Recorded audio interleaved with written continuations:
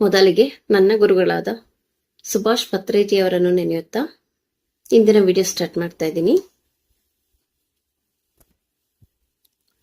ಇಂದಿನ ಟಾಪಿಕ್ ಎಲ್ಲರಿಗೂ ಗೊತ್ತೇ ಇದೆ. ಬುದ್ಧ ಪೂರ್ಣಿಮೆಯ ಅಂಗವಾಗಿ ನಡೆಸಿಕೊಡುತ್ತಿರುವ ಬುದ್ಧನ ಜೀವನ ಚರಿತ್ರೆಯ ಮುಂದುವರಿದ ಭಾಗವನ್ನು ನಾವು ಇಂದು ನೋಡೋಣ. ಓಕೆ,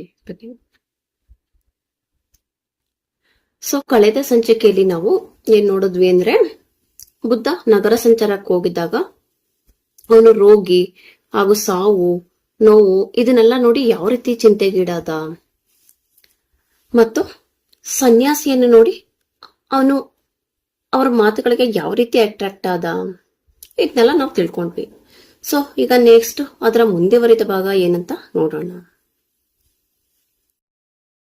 ಸೊ ಇದೆಲ್ಲದರಿಂದ ಬುದ್ಧನ ಜೀವನದಲ್ಲಿ ತುಂಬಾನೇ ಚೇಂಜಸ್ ಆನ್ ಲೈಫ್ ಅಲ್ಲಿ ಆಗುತ್ತೆ.